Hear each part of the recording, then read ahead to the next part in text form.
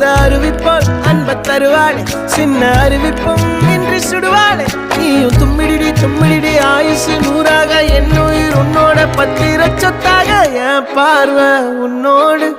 உன் பொம்மை கண்ணோடு பேசாமல் விண்ணோடு